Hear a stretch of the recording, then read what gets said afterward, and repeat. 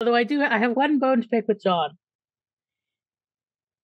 As far I as look forward to hearing it. as I like far it when you as have bones to pick. I'm concerned, that Furlough is sexy, and I would take her home to meet the parents. Oh, fair enough. I very much would as well. Like, Furlough is a wonderful character, and I adore her. Very chaotic neutral. Yeah, I mean, yeah, she's a capitalist, but other than that, I can fix her. Is she a capitalist or is she a victim of capitalism? Yes, the answer is yes to both. Should we get into it? Let's rock and roll.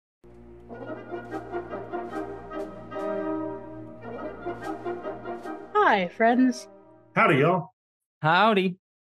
And welcome to Muppet Sex and Trauma. I'm Sara Ezzat. I make the Fat Culture Critic videos on YouTube. I'm Josh Gosdin, and I'm a big old nerd.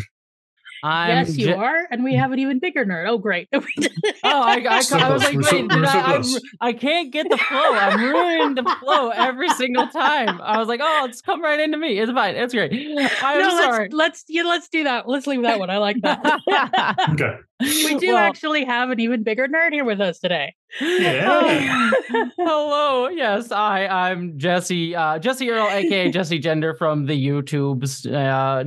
Nice to be here with y'all yet again. Hi, I think it's the second time I've been on the show, I believe. Maybe yes. I thought it was third. Glad to have you back out of the way. Might be third. I know it's at least second. Might be the third. I forget if I was on. I think it's second. You were with us for Crackers Don't Matter. That I remember. I don't know if that I was on way back. Yeah, And in the meantime, you've been doing something. You want to tell the folks what you've been doing? I have been since I have last been on.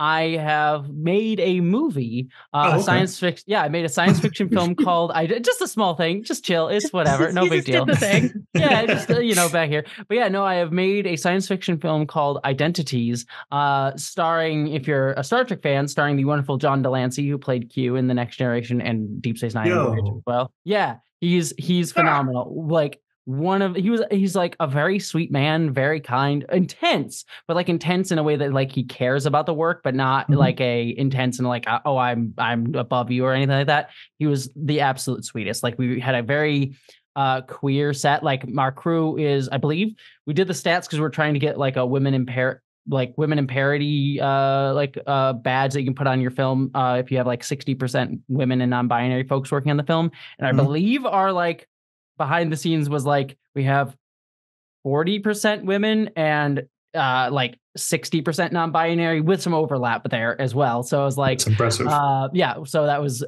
really kind of interesting. But yeah, he was like cool with everybody, got everyone's pronouns right, was like super chill and like very fun, but also like really cared about the work. But yeah, it stars him, Abigail Thorne of Philosophy Tube. If many people know her, she's going to be in Star Wars Acolyte coming up soon. Maggie Mae Fish from here on YouTube. Jessica Nicole from Fringe. One of my favorite drag queens too. I was to say Jackie Cox, aka Darius Rose, who is also fantastic and also plays the villain, the main antagonist of the film. I don't want to call the character a villain because you'll see when you get in the film, but the main antagonist of the film, who is also just absolutely wonderful. Like, the whole cast, James Tyson, who's a wonderful queer comedian as well. So yeah, it's a science fiction film that's kind of in the vein of The Matrix meets Black Mirror meets Cube. If anyone remembers that old science fiction horror thriller film, that's one of my favorites, called Cube, back in the day. So yeah, it's gonna be coming out. Let's see. Am I allowed to say it? I'll just say it. Screw it. End of June. So we'll officially announce the date at the end of this month. But end of June is when it's officially going to be coming out on Nebula, the streaming service. And I am very pumped, very excited, very nervous and scared, because this is the first thing I've made of this level and quality, and I hope people like it. Like, it's one of those things where I've been working on it for so long. I'm so proud of it. I think we've done some really cool stuff with it, both story-wise. We like did animation. We have original music, some like actual like dance sequences in the film, a whole bunch of other like a bunch of VFX stuff. So like it was an ambitious project for my first film. It was probably a little bit too ambitious considering our Expect budget. nothing less. But thank you. Congratulations. Yeah, I'm excited, pumped, and nervous in a very good way for everything. So that's the short version. I can talk more about it, but we're here to talk Farscape, so I won't rant for too long. But yeah, I'm very excited. So, but I'm so proud of you, and so I wanted to give you space to do your thing, because folks, we gotta support Jessie.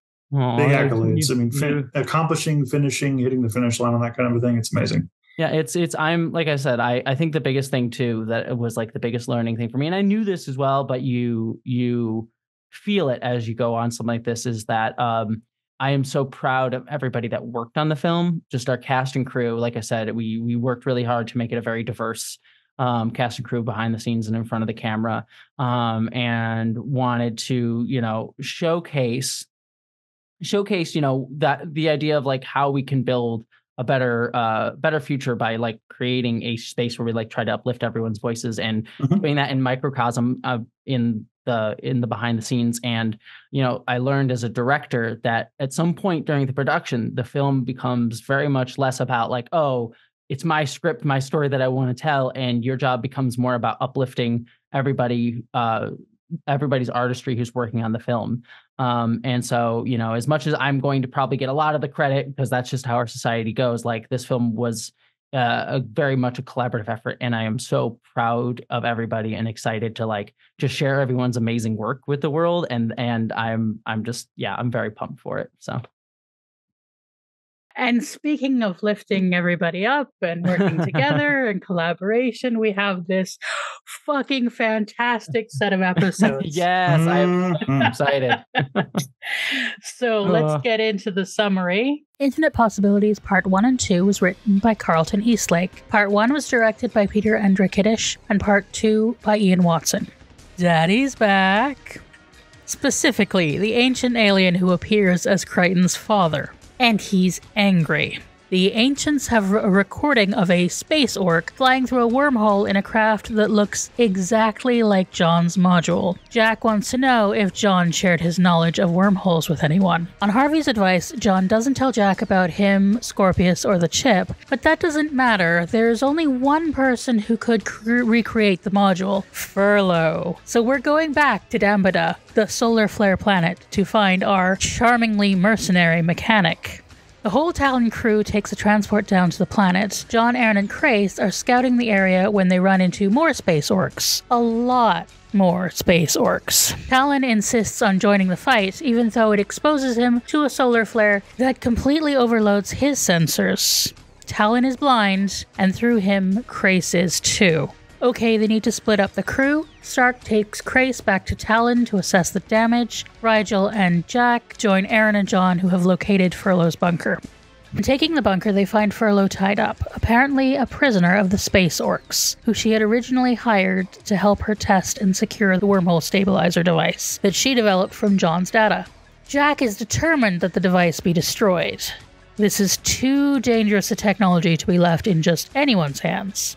Furlough, though, thinks it belongs in the hand of the highest payer. And there's an added complication. The space orcs, which Rigel recognizes as his species' ancient enemy, the Charids, are known to be working with the Scarans. And from a little light torture, Rigel learns that there is a Scaran dreadnought on its way here. And what's worse, the dreadnought has tapped into Furlough's computer and downloaded her data. So now the safety of everyone depends on destroying Furlough's research, her device, and a whole-ass fully armed, fully manned Scaran warship, all while under fire from the space orcs. On Talyn, Crace and Stark are getting some control back, enough control to realize someone has boarded the ship. They have an unwanted visitor, and it's a Scaran. On Dambada, Jack has a plan. He can retrofit Furlough's stabilizer into a dreadnought-killing MacGuffin, but he needs John's help. He's just got to unlock the wormhole knowledge first. It's time for John to come clean about Scorpius, the chip, Harvey, everything. Okay, says Jack, we can still do it, but first he's got to do a Harvey-ectomy. On Talyn, Stark and Crace meet their unexpected guest. Stark plays rather convincingly as Crace's disloyal slave, and toadies up to the Scaran. He tells him all about the wonders of Talyn's neural link, and the Scaran orders one up for himself. On Damada, with Jack's help, John enters his mind palace to confront Harvey in a literal roller coaster ride. And in the real world, it appears that Harvey has triumphed, as he takes control of John's body to taunt Aaron. She's ready to shoot him. She just about does, but Jack says the clone is dying, and this is its last-ditch attempt to take John with him. And with that comes the end of this Harvey. On Talyn, the Scaran's transponder is ready. Of course, so is the one Crace ordered for himself, which he uses to target the Scaran in the moment of transponder implementation. Well, that's one Scaran down. Now, about that dreadnought. The wormhole knowledge is unlocked, and John and Jack are working together well. When John begins to truly comprehend the power and the danger of wormholes. Unfortunately, all Furlough can see is profits, and with a couple of double crosses, she kills Jack and steals the MacGuffin. And now it's a dune buggy chase for one device with the ultimate wormhole power and the ability to kill Scaran dreadnoughts. Things are looking good for our heroes as John catches up to a crashed Furlough. There's just one thing. In the crash, the dreadnought-killing MacGuffin was activated, and its shield is off. It's leaking radiation, and only John knows how to fix it. He does the hero thing, while Furlough walks away. And now he's got one more thing to do.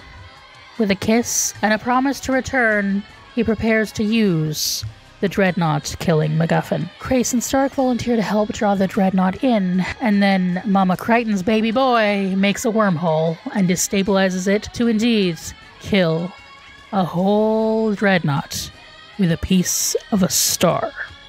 Job done. John can rest now in Aaron's arms.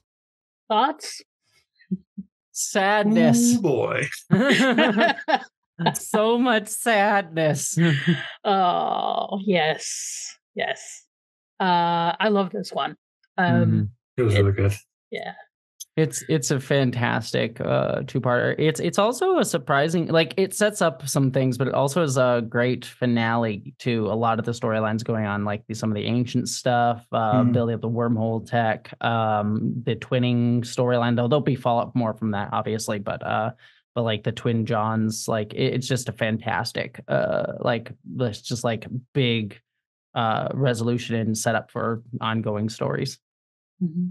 I was definitely expecting one of the Johns to die. And the happier that this John and Aaron got, I was like, it's probably going to be this one.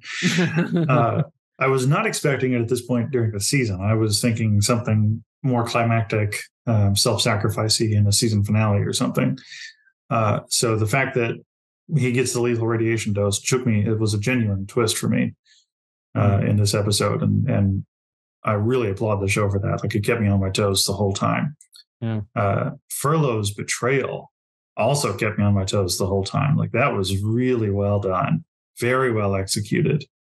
And the fact that, I mean, she basically killed a god kind of casually, and now is also directly responsible for the death of a John, if not the John. Really elevates Furlough in my mind to a much more than the comedic foil that she was previously. Well, I was just saying before we started to Jessie that I finished Fallout last night, and really got the danger that capitalists pose sometimes is even more than fascists. You know, it can be, because that's, I think, where we get. I could fix her. Yeah.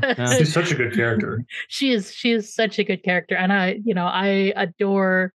I don't remember when she appeared the first time. I did a whole dance about how excited I am to have good fat representation, and just like getting a fat character who's complicated and yeah, I love her, and I love Magda. She's awesome.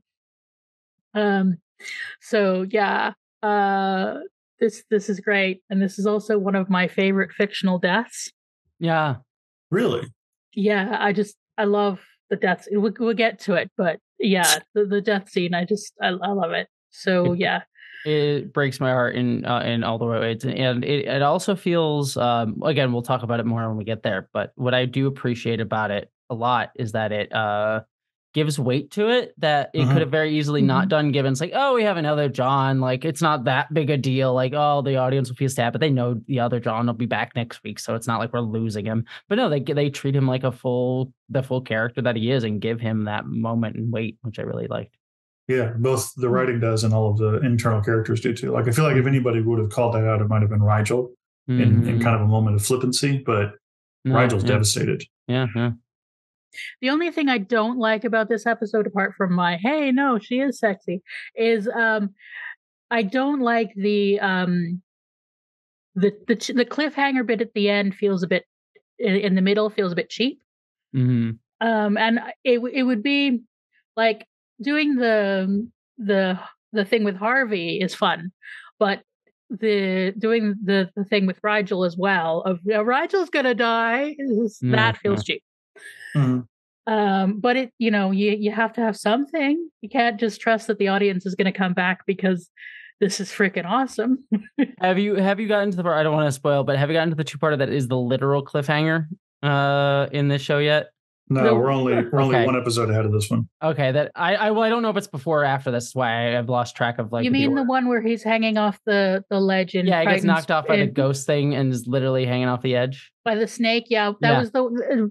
Remember, Josh, that was the one where we said goodbye to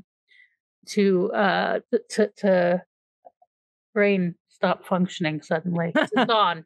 That's when we said goodbye to Zahn. That two-parter. They had that again, the sort of cheap, he's gonna be eaten by the snake or fall off the thing.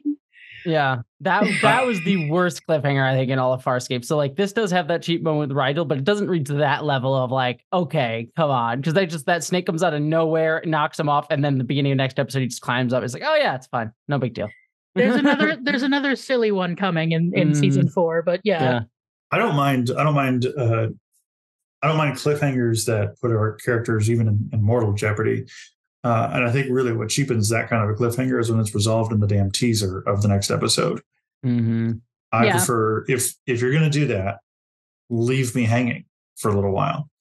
Like if they had just not even cut back to Rigel, like just not found Rigel for the first maybe act or two of the episode, then there's just this constant audience dread that I think would have served a lot better.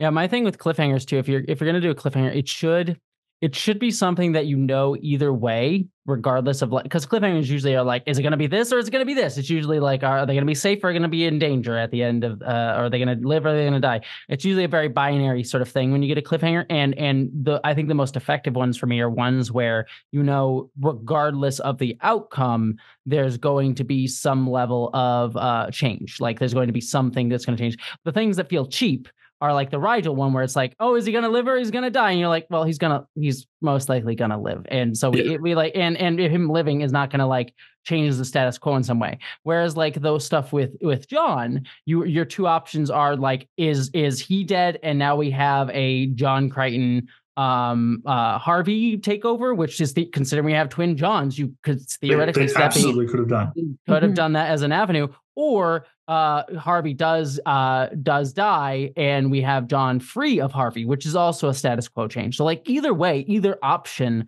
there's going to be some monumentous change going forward.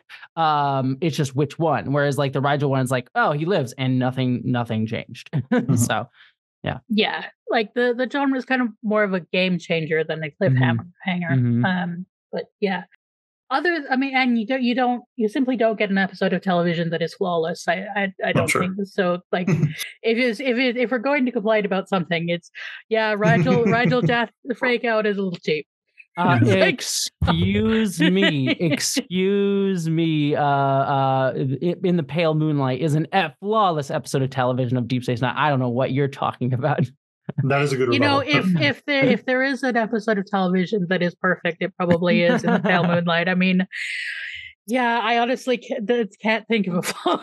I'm sure there's something. If we did a close reading, there's always something. Yeah, even far beyond the stars, there might be something. There might be something. Yeah. All right, so stay tuned for our next podcast. searching for the flaw in the diamond episodes. Yeah, what a podcast that would be! Just find perfect episodes and just find flaws in them. That'd be a fascinating podcast. I'm sure everyone would hate it. It'd be a terrible podcast just from a cynical perspective, but it'd be fascinating to do. I think there are people who basically do that. We would draw in viewership like crazy because everybody would be flocking to tell us how wrong we are. Yeah, exactly.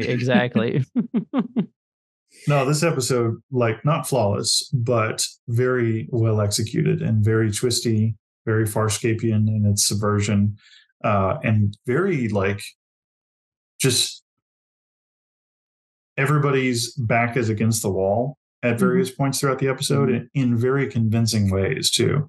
And I think that the status quo shift that they did at the beginning of the season really helped with that, like splitting the crew up. I mean, even before that, killing Zahn, which obviously there were external reasons for removing her character, and then splitting the crew up really leaves us, the audience, with the sensation of anything could happen. It's also one of those things, since I haven't been here for you talking about it for the past few episodes, but like I love the twin John storyline so much. One thing, you'll see this in Identities too, not to go back to Identities, but like I really, really love storylines of doubles and like opposites and like paths not taken sort of storylines quite a lot. They're like my favorite kind of stories. And I often get very disappointed by twin storylines because they usually fall into like one becomes good and one becomes bad.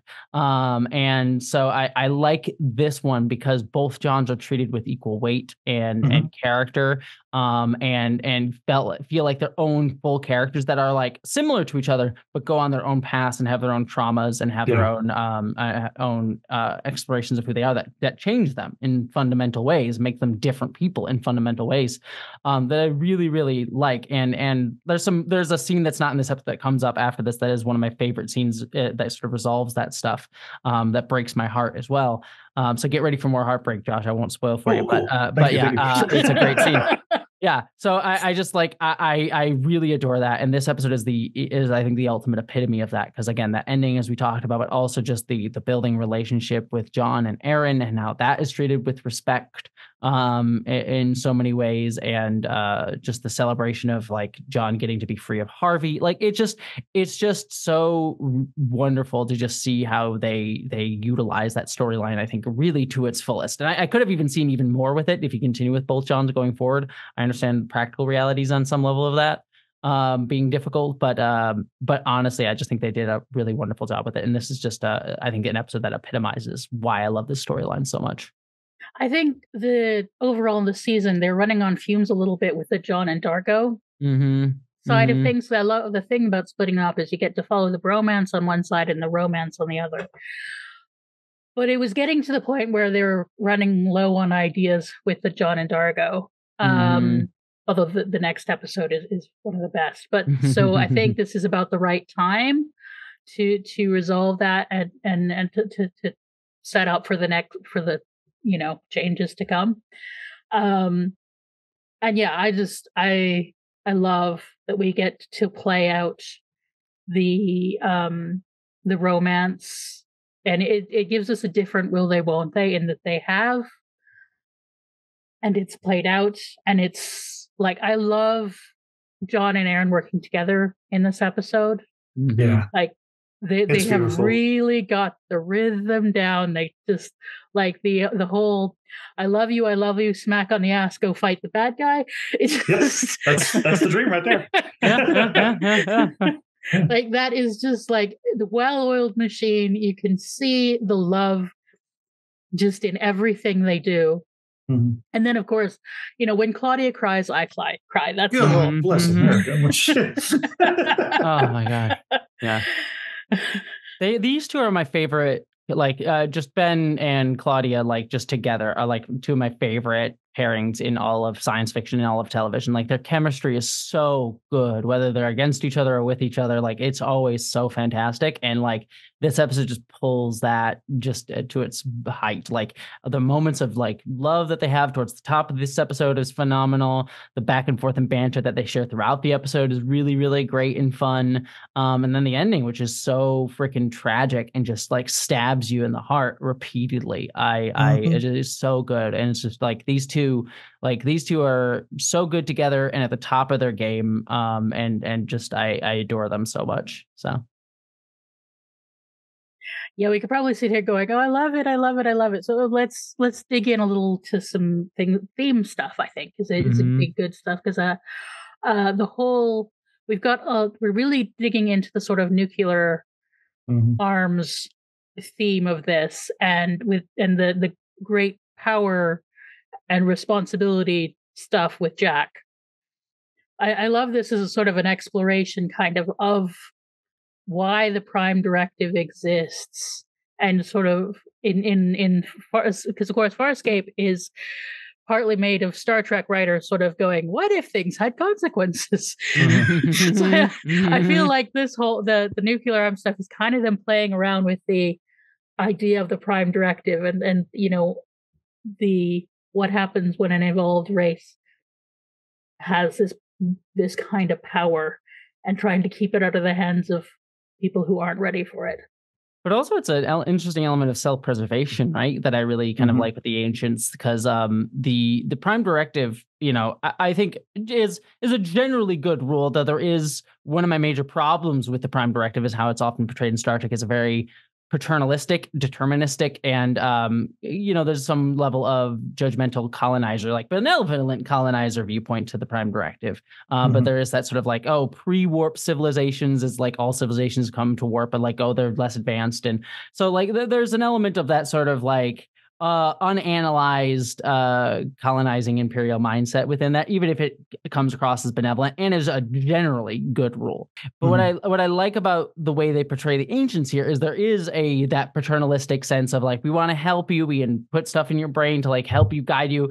And John pushes back against that and says like, oh, I get the consolation prize. Oh, it cuts time off. Like you're not willing to help me when I really needed it. But the Jack literally having argument being like, look, it's very dangerous, and you need to get there on your own so you can learn like the power of it and the weight of it. But also the other side of that coin that you don't get to see as much in Star Trek is the self-preservation aspect of it. Because like Jack is worried about it because it's like, oh, this could be used against us, and we don't want you to have it because we don't want ourselves to be in danger as like refugees, as people. So it's an interesting aspect of it where like Star Trek again has the very paternalistic viewpoint, but rarely is it like, oh, it's never gonna really be a danger to us, the Federation, if we screw around with civilization. We're just doing it because we care about them. But the Ancient here does have an element of that paternalistic, judgmental view of John and what he like less evolved, quote unquote, life forms, but also a self-preservation. Like we don't want to give it to you because we want to protect our own selves. Dang it! So it was it's a nuance that I really liked with that portrayal that you don't get as often in Star Trek.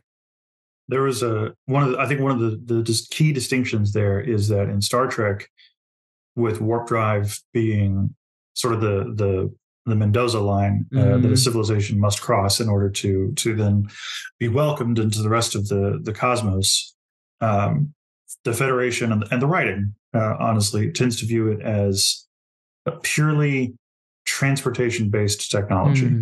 When you develop the ability to go fast in your spaceship, and they don't really explore the notion that warp drive is part and parcel spawned from the same branch of technology as the lion's share of the weapons that they use. It's based on antimatter. Yeah.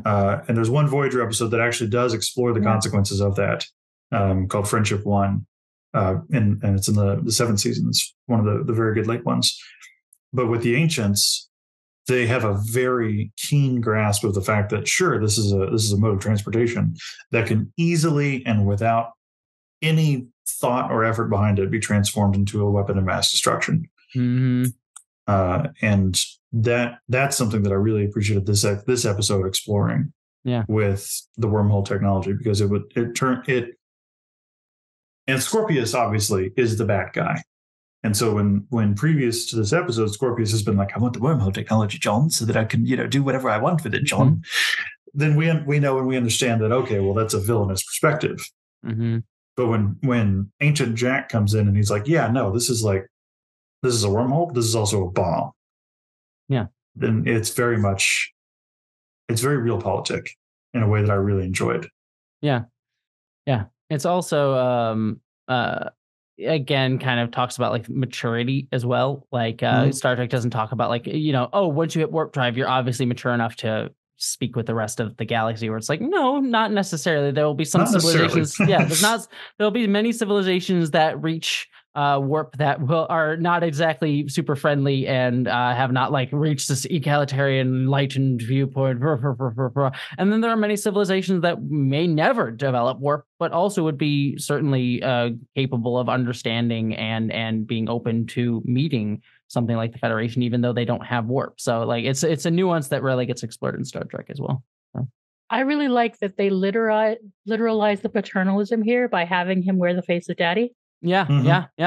Because it all like to actually have a father and actually have it be like, this is actually an interesting use of daddy issues. In the, we know John's relationship to his dad is he looks up to him, but it's complicated. And I think like him having to recognize, his father is a hero but also like a person. We get, this is a godlike alien, but also a person. He's he's capable of flaws, and, this may not be the right thing. He even admits that his people would not approve of him doing this.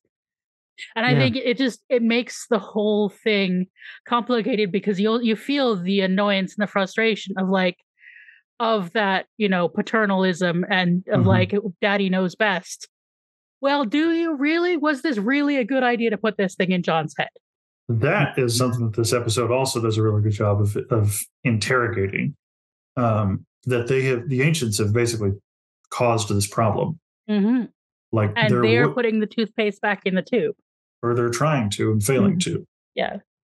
So one of the things that I really enjoy in nuclear allegory stories like this one is the notion of the inevitability of innovation, and that simply stopping somebody's progress on an idea will not stop a person's imagination.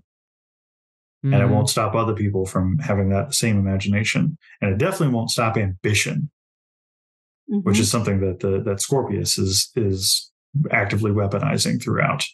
This is where we get the Oppenheimer hat out. I was wondering which of us was going to say the O word first. Oh, Oppenheimer.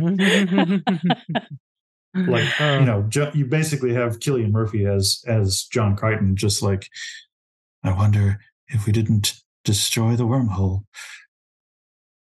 Fades away. Very, very much that. I also, speaking of just jumping onto a different topic a little bit, like I did enjoy getting to see John be Scorpius, or Harvey, I guess technically, towards the middle of this episode. That was a lot of fun. And also seeing Harvey kind of be desperate in this episode too, and seeing all the ways he tries to tactic his way out of surviving in this, or at least getting revenge too, which is a lot of fun. Yeah, love Harvey. And the bumper cars is a fun, they had originally thought to do the Harvey scenes on a beach, and then they had this idea to move it to a fun fair, and it's such a good idea because it gives a really dynamic visual to the, his desperation in both the sort of bumper car-ness and the roller coaster of doom. Yeah. I do wonder how they filmed the one part where they were hanging from the roller coaster as well. That must have been a very interesting stunt to do. Probably very carefully. I didn't find any backstage information. Yeah. That was one thing I was curious about. Like, is that some stock footage mixed with regular footage? Like, I'm just so curious how they pulled that off. Because that was like, I was watching, I'm like, that's that's actually a pretty intense and scary stunt to be doing some of the shots that they have there. Like it was very cool. So, acting on a roller coaster to me has always sounded like one of the tallest orders that you can ask of your actors. Yeah. And as somebody who I don't do well at roller coasters, I'm easily prone to motion sickness, and so for me, a roller coaster is off limits, last resort. Yeah, I love roller coasters, but man, having Scorpius in that outfit, or Harvey, I should say, in that outfit on the roller coaster must have been an interesting day of filming. I don't do any ride that makes me go upside down. Trying to remember your lines, and character motivations while being flung around. Yeah. I love roller coasters. I'm a big roller coaster person, though. As I've gotten older, I've gotten a little bit more motion sickness, so I can't handle it as well as I did when I was younger. But I do love roller coasters. So I followed my 8th grade crush onto a roller coaster trying to impress her, and that was a mistake. I did not impress her. Well, I did, but in the wrong direction. Well, yeah. Shout out to the stuntmen, because that was that was good work. Yeah, they did great work in this. Absolutely. Yeah, especially poor stuntman who had to wear the Scorpio outfit. Probably with a whole lot of harnesses and yeah. Lot of wires in a lot of places. But yeah, it's very good direction. Both and Peter Andre Kiddish and Ian Watson were directed the 2 parts, and yeah, good jobs. And the whole thing was written by Carlton Eastlake, who is, I believe, a Star Trek alum. Oh, yeah. Really? Yeah. I think with the nuclear allegory, we have the whole paternalist, trying to put the toothpaste in the tube thing. And I think, and it's mirrored by Furlough and her naked capitalism. Yeah.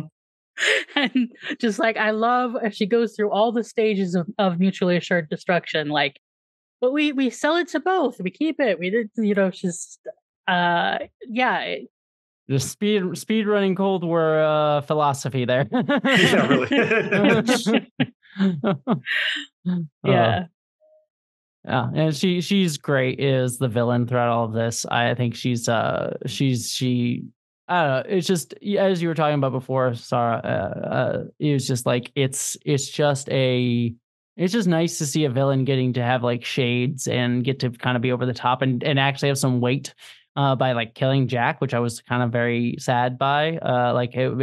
It's shocking how much like it hit me in the feels when Jack got shot. I was like, dang, I didn't feel great about that. Yeah. Despite his being technically, he's wearing the face of a character we've known longer, but he's technically in like one other episode besides these 2. So yeah, we saw the real daddy in the pilot. Then he was in Human Reaction, this version. And then we got John's imagined version of him in Won't Get Fooled Again. Won't Get Fooled Again. And then a return of this guy now. Yeah. Ken McCord does a great job of doing the different versions. Yeah, you can definitely see a different vibe with this ancient. Like he has just more of that authority kind of figure feel to him in this version that I really like as a differentiation from Crichton's actual dad. Who has still kind of has that authority feel, but is a bit more warm and open than Jack is, but still having like Jack the Ancient, though still having like Jack the Ancient still has a little bit of warmth to him too, despite being a bit more distant. So yeah, it's just some good portrayal and acting on his part. He's here. He broke ranks and chose to come here to try to solve the problem instead of just ignoring it or blowing it up. So like there's even that level of a relationship of a care that's implied that I think really helps give that gravitas to Jack's death. Yeah, and he seems to be sort of deciding if he's going to kill Crichton or not after he uses him to fix the thing. Yeah. He seems tempted to let him live, and at least he's not going to kill Aaron. So yeah. And he also does help him too, but like it is self-interest, but he does also kill Harvey for John, which like is a huge relief, like you said. I wonder how it changes him to take the shape of Crichton's dad. Yeah, that's true. Yeah. We don't get much exploration of like his other form. So yeah, it's one of those that's an element left on the table, not fully explored. That would have been interesting to delve into more. Yeah. What are the other ancients like? Mm-hmm. And does like taking this form influence him to feel very paternalistic to John in a way that he maybe wouldn't have otherwise? Or are they naturally paternalistic and that's why he chose John's dad? Mm-hmm. Mm-hmm. Yeah. It's curious that he continued to use this form because previously the form was a part of the construct. It was a part of the illusion. And he revealed himself at the end of that episode. And for him to then show back up as Jack still, that was a choice that he made. It wasn't necessary. It didn't fool anybody. And it didn't do anything really to like influence John. And there was a little bit of a hint that maybe that was part of the motivation, but the choice to continue to inhabit that role by that character, I think also is a fascinating one. Mm-hmm. Also saves the budget too. Well, sure. Always that consideration as well. We have emotional attachment to Jack. Yes. Yeah. The producers just like cheaper episodes. Yeah. No, I mean, it is a decision that would be interesting to explore regardless, and there's some implied depth to that choice. But also, it's a production choice as well, but like one that comes with interesting emotional and story consequences too. So. Mm-hmm. So to shift gears a little bit, I want to talk about the odd couple, the half blind leading the blind. The one-eyed man is king. Oh, Stark. I love Stark so much.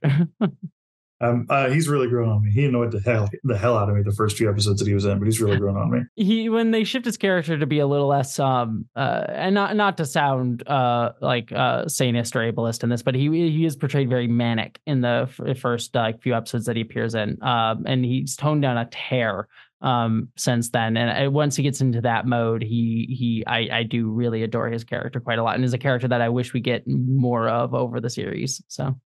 I read him as allegorically autistic.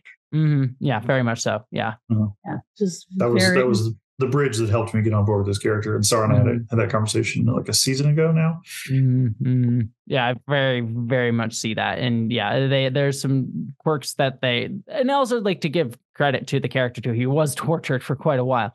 Yes. So that is also an element of it.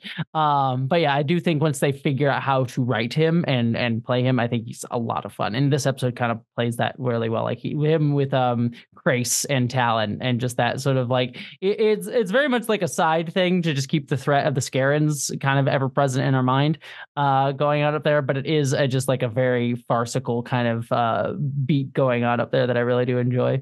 Well, you've got two of the most melodramatic characters on the show, and you pair them up together, and it's just ham and cheese flying back and forth, left and right. It's fantastic. Yeah, it is. It's just this wonderful little comic relief we go to every so often of like, I don't need your help. I can walk thunk. I hate him. Let me help you.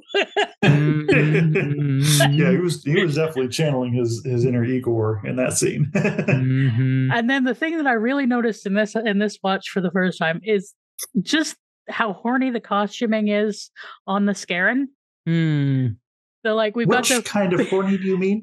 We've got like it's very BDSM. We've got the big codpiece and the skirt and the top, which is open, so the nipples are very prominent. It's just like it's just very drag. Yeah. He comes in and he doms these two immediately. Yeah. It's all yeah, it's all very, very sex dungeon coded. It is. I mean, we know this is when Americans tour through Sydney's BDSM scene, but yeah. It's like even the puppets, the big puppet creation man, they have decided to bring in the kink. It has nothing to do with anything else. Puppets deserve to be kinky too, you know. Absolutely.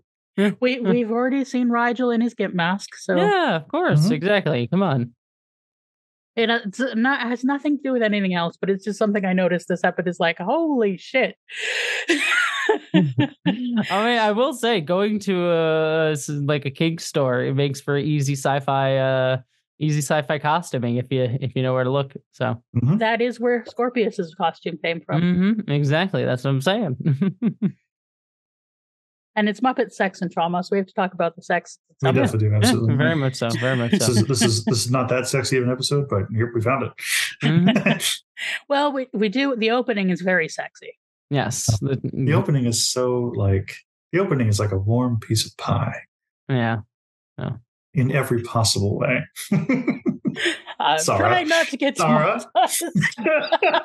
I did We're not actually monetized, but I still don't think I could say what went through my head. I dangled it right in front of you, though. I knew what I was doing. But yeah, like, it's hot, and also they're really comfortable with each other, and it's just really, really lovely. It's, again, a level of comfort that you rarely see, especially in science fiction, but in TV generally, that I really do really like. That feels sexy, that feels like attractive, but not exploitative or like heightened. It feels very natural. The two of them just like laying together and talking with each other and being playful and flirty. It feel like it's something you rarely see. And it's so, I don't know, just something like to talk about with this show that I really do just appreciate. It's just like the way they film, not just the two of them, but especially Claudia and Aaron.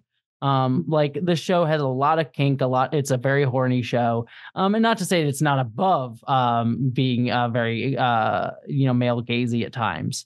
Certainly it does have elements of that from time to time. Looking at Chiana quite often. But with Aaron, I think like they don't sexualize her, even though she is sexy. And does have moments where she is sexual. It's just very, very well handled. And I really do appreciate that. And it's a sensibility that I wish more TV shows, even up until today, would learn from, because we still haven't reached that parity. I think like Star Trek Discovery in its latest seasons, it is kind of the closest we get to something similar to that with like a Burnham and Book. But we don't get as much of it in science fiction, especially, but television generally as well too. So, well, it's the difference between sex and intimacy. I think one of the reasons why Aaron and John's relationship is so wholesome, so hot, like it's because they have built intimacy around these characters so well and so often, as opposed to one-off characters or Girls of the Week or something like that, where you have to titillate immediately, or the writing thinks that you have to titillate immediately in order to hook the audience. They let Aaron be playful. They let her be coquettish. They let her feel safe, which then helps the whole scene feel safe. Yeah. And then that adds to the level of sexiness that I think that we're all glomming onto so well.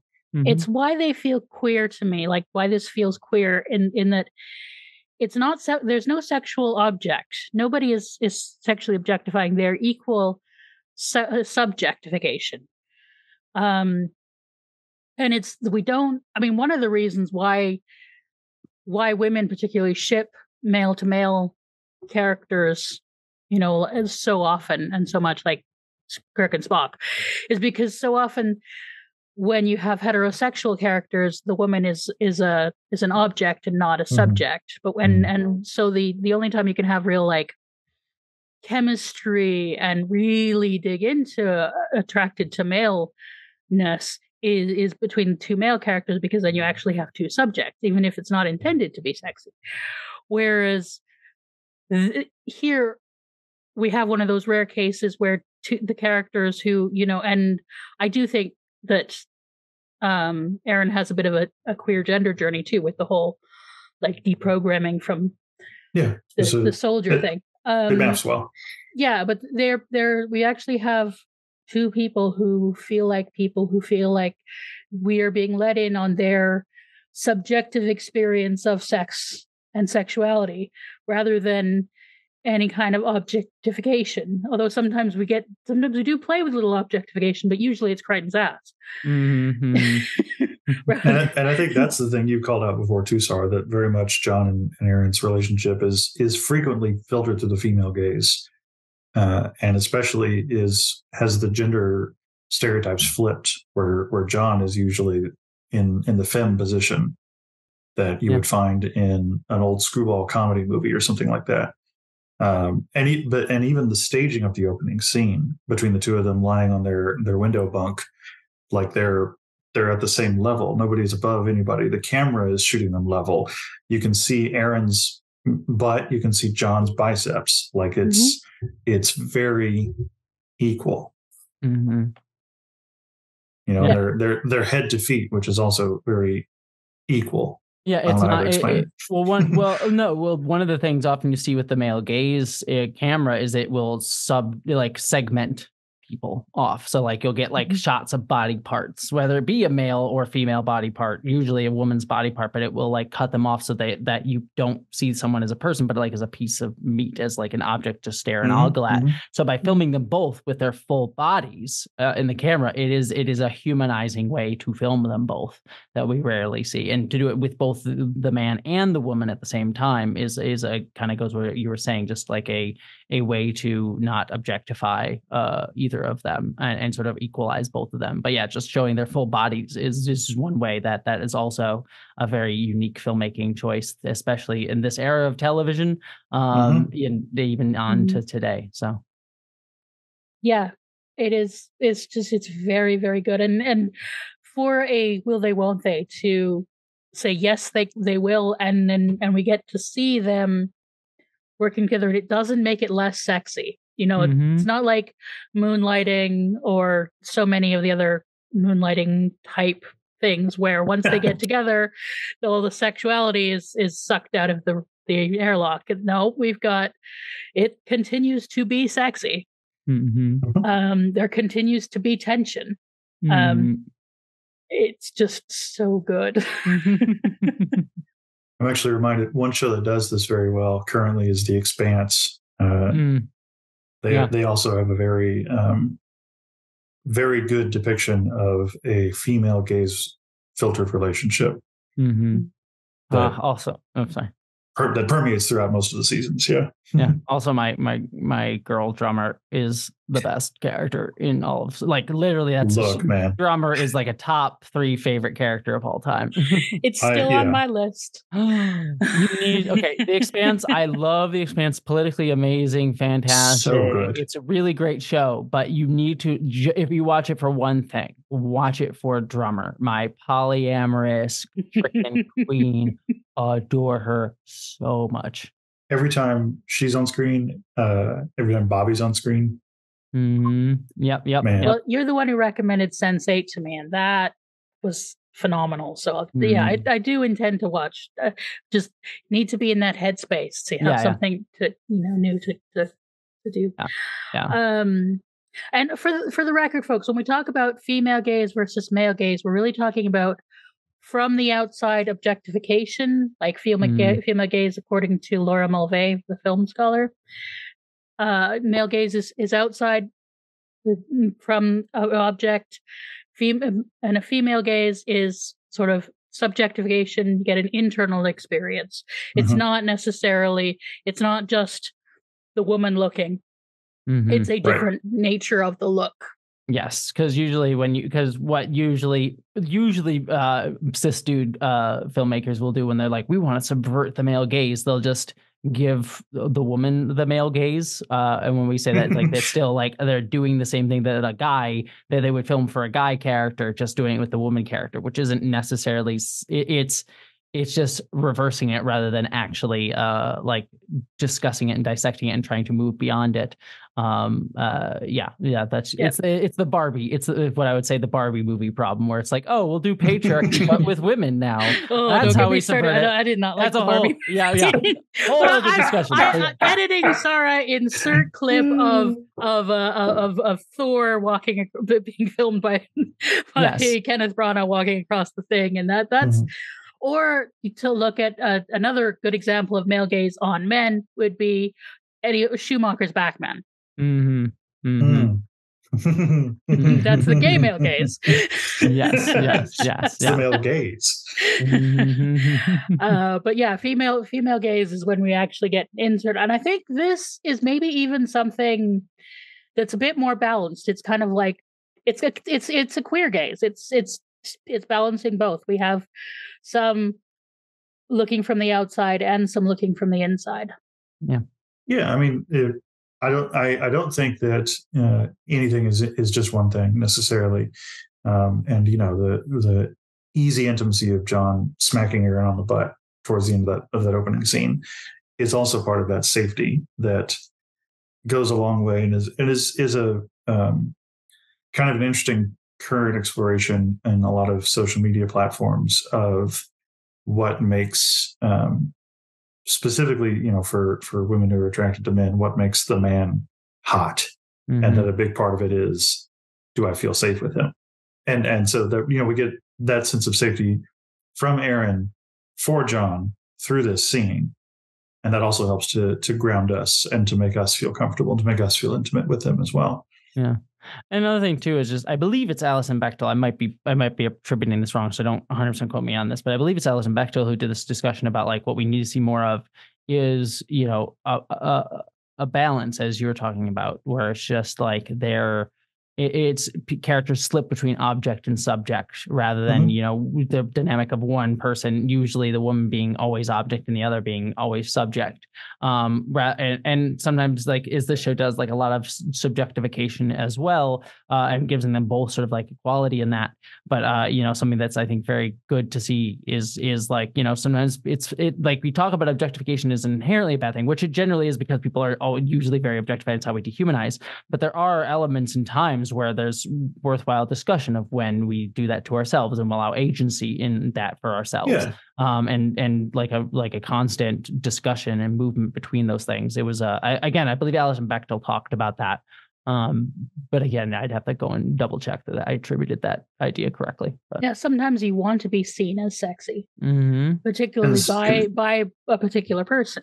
Consent is sexy. Yes, exactly. Yes, and consenting to be objectified is as well. Yeah, or to be seen in that way, even if it's not necessarily objectifying, but to be seen in a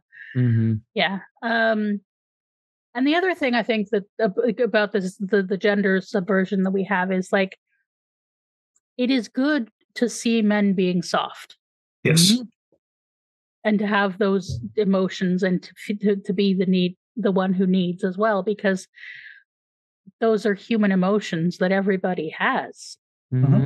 It's good to have representation of a woman who's been withholding and had trauma to deal with, and because those are real things, and it's a real thing for a woman to have issues with commitment, and it's a real thing for a man to be open to commitment, and it's good that we get the broad, that we do queer things up and not gender essentialize the emotional experiences here. Yeah. Very much so.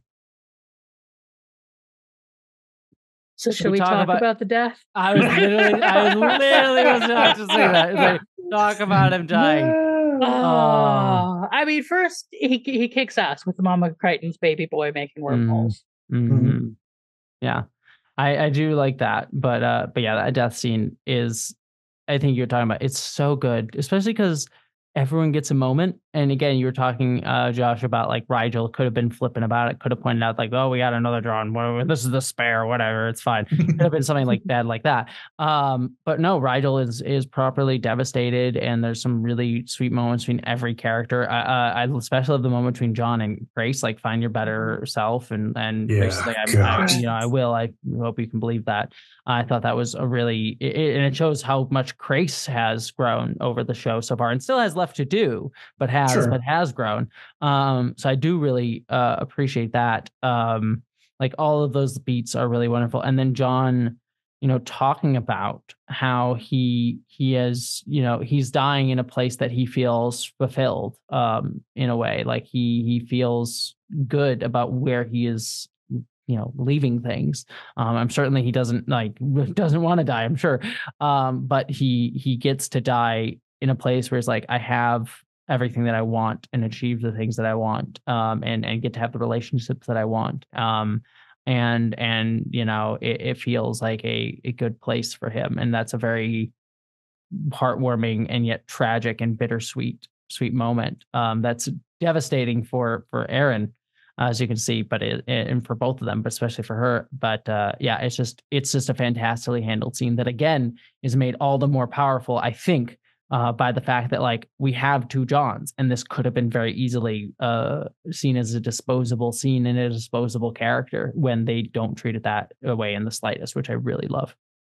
I think if they'd given this John a quick death, like if his body had been discovered or something like that, after the smoke had cleared, something very dramatic like that, I think then that would have helped it to feel cheaper. Because then it would have just been all of the characters reacting to that death as opposed to experiencing that death. And so because we got to have everybody experience this death, and because we got to specifically have John experience his own death, I think that's really what helped the gravitas. I just got to say, I also really appreciate the framing of the scene. I'm pretty sure that they had the painting of Lincoln's death hanging in the writer's room while they were composing this shot, because John on the bed and everybody gathered around him. It was very much, that famous image of Lincoln's death after being shot in the theater. And that, also helps with John as just this sort of, heroic figure that is dying a good death and stuff like that. It was interesting. It was interesting watching this scene and having some of the experiences that I've had over the course of my life with death and mortality, specifically meditating on mortality much more recently, and thinking about the loved ones that I have in my life, thinking about the loved ones that I've lost previously and stuff like that. And this was probably one of the best on-screen depictions of somebody who is dying, having the bittersweet experience of love as they die. Because he's still, with his last breath, he's trying to take care of Erin. And I think for me, that would be the most tragic part of getting to experience that kind of a death, would be the knowledge and acceptance that I won't be able to take care of the people that I love anymore. Like there was a lot of weight in that scene for me that I really appreciated. Yeah. But I'm glad we skipped over reacting to it live, because I was a mess. I was wrecked afterwards. We had planned to, but you're right. It's probably best. Yeah. It's a rough scene to end on, in good and dramatic ways, but rough emotionally. Yeah. Apparently Ian Watson, the director who directed this half, he felt that was his best work up to date, was the moments when after the moments between him dying and Erin fully realizing that he's gone. Yeah, I can definitely see that. Yeah, it's just like, and all he does is just let the camera go on Erin, and Claudia just kills it. It totally kills it. Yeah. I too, I love the find the better angels part, and I love that, before he takes off, when how far Crace has come to say that he's going to stick around. I mean, we know that Stark is always going to volunteer for a suicide mission. Like going to the groceries, he'll do a suicide mission. I'll find a way to turn it into one. but I love that they claim it's unanimous, even though Rigel's like, "No, pick me up." But John's saying like, "Don't make me like you." And then find the better angels of your nature, and I'm looking to you to care for them. It's just like, how far have they come since that one tear scene in Lockup, and him wanting male connection with Crace, and Crace, how far has Crace come? And then him calling back to the first episode with telling Rigel that he can't have his possessions. And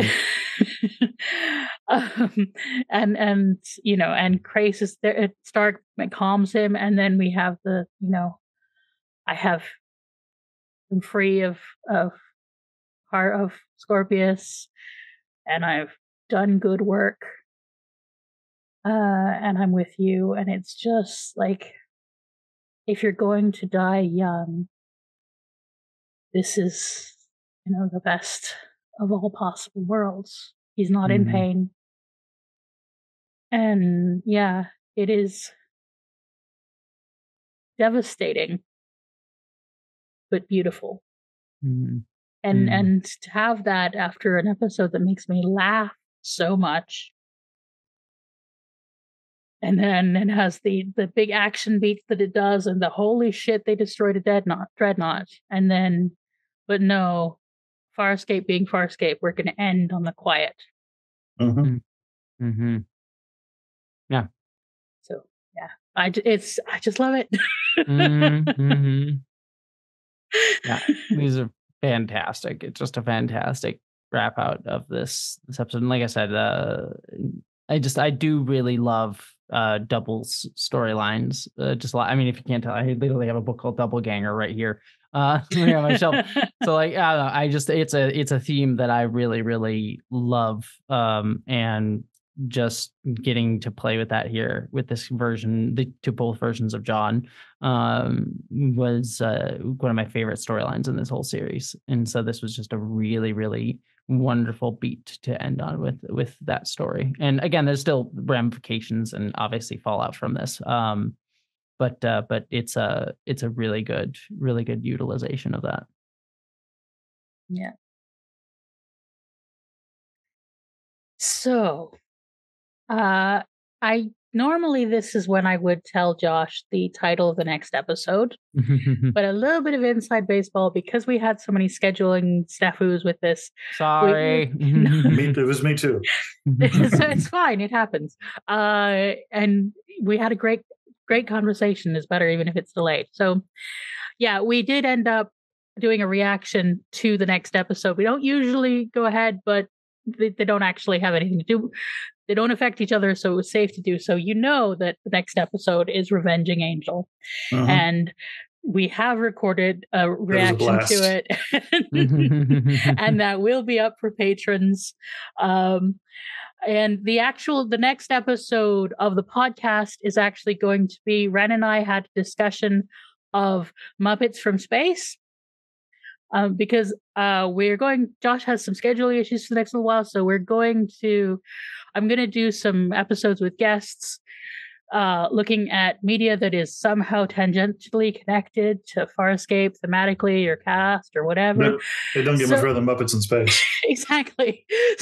So send us your suggestions for things that are Muppety, spacey, or involve one of the cast, and I'll dragoon a friend into discussing it with me. And watch some good Stargate SG-1 with Claudia Black and Ben as well. I was about to say Stargate. At the very least. 200 or Wormhole Extreme. Yeah, I think that's on my list. Labyrinth is also on my list. Wow. What a movie. You remind me of the Babe. What Babe? The Babe with the power. What power? The power of voodoo hoodoo. You do what? Remind me of the Babe. I saw about baby. Well, you and I can discuss Labyrinth if we can find a date to do it. Jesse just auditioned. I love that movie. That movie is just a bunch of pure joy.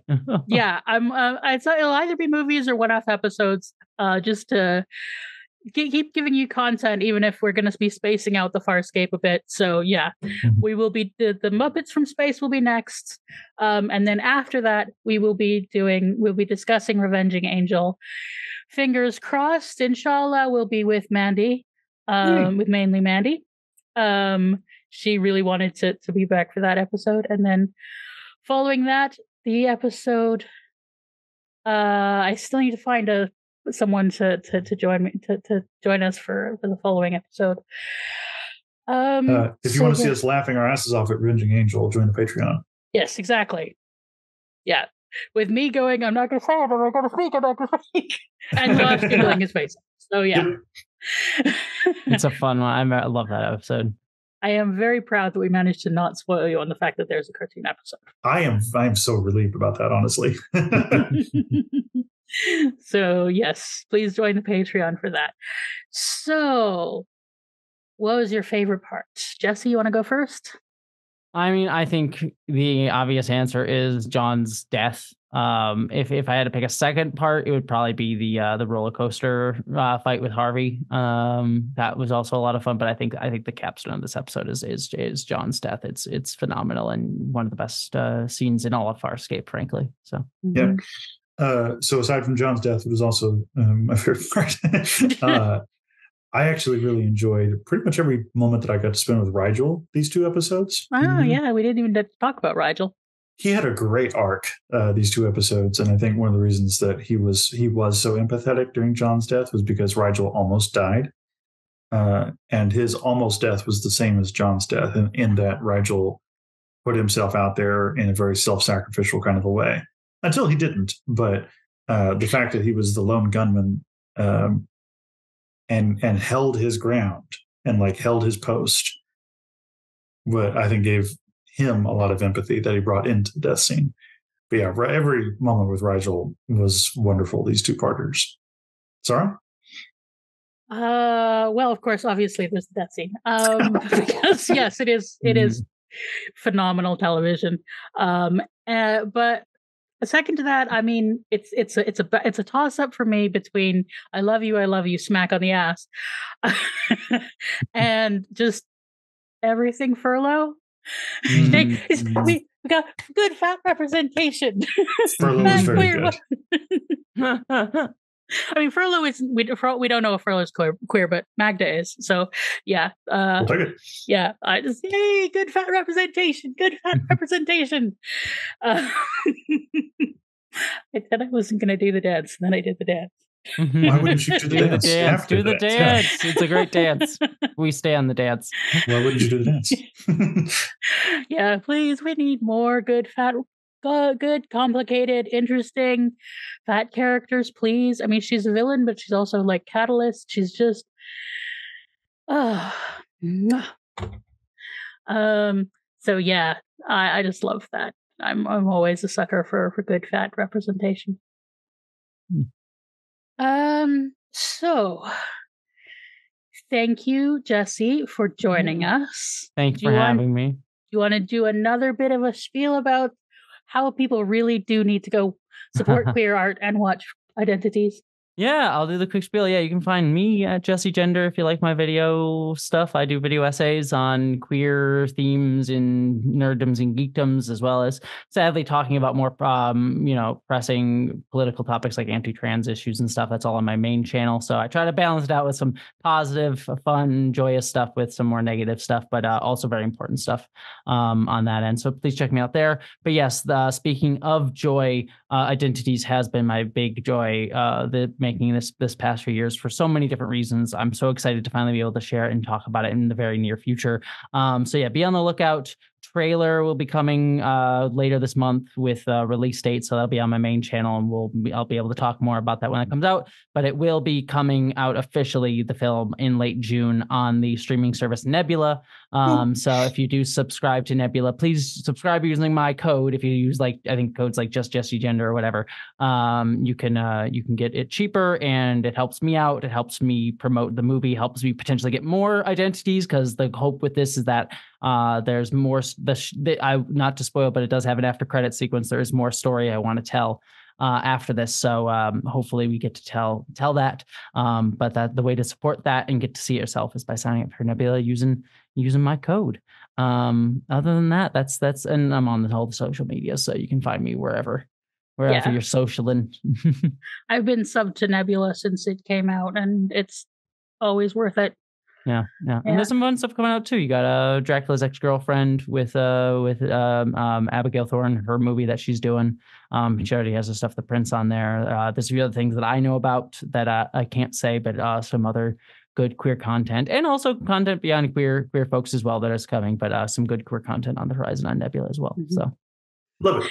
Yeah, and your videos is always the one you did recently about the importance of transphobia as part of the growing Hydra fascism. And they have this Hydra of fascism, and also the importance of solidarity in the face of that, and importance of solidarity generally, but especially in the face of fascism, and why transphobia is an integral part of interlocking with all these other bigotries. It's a big video, not a very fun video topic wise for obvious reasons, but again, a very important one. So yeah, thank you. I appreciate that. That was a rough one emotionally to do and physically to do, but I'm glad that it seemed to the message seemed to go not unheard. So I was glad for that. So yeah. Josh, where can folks find you? I hang out over on Instagram and have a good time over there. Mostly talking about self-care, a little bit of food, because I really, cooking is part of my self-care, and I really enjoy cooking. So if you're interested, come on and find me at Josh Gosdin over on Instagram. Sara? And self-care is very important.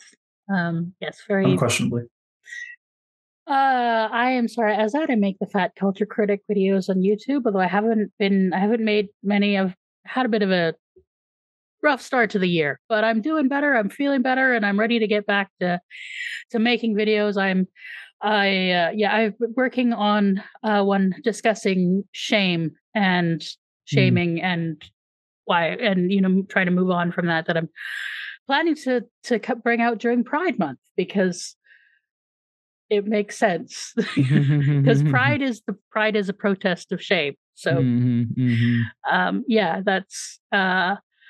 that's hoping, fingers crossed it'll be out. But yeah, I'm gonna be trying to do more stuff now that I'm in a better headspace. Yay for a better headspace. Self-care is important. Yes, self-care is important. Take your meds, people.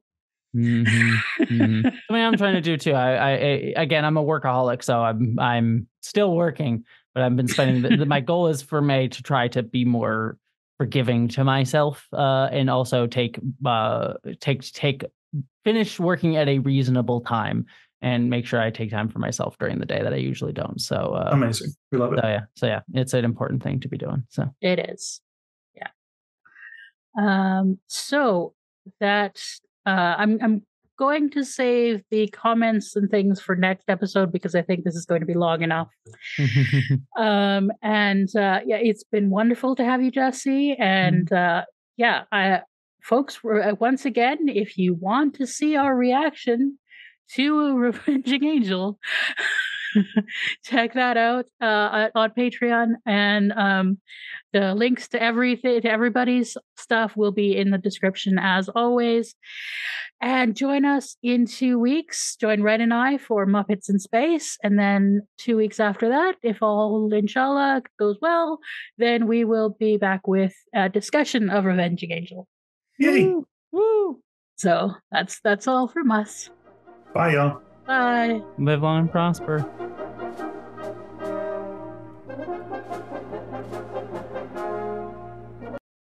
Okay, let's do the thing. The float plane has passed. Hi, friends. Howdy, y'all.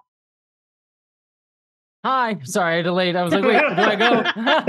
You go. Hello. Let's do that again. Okay.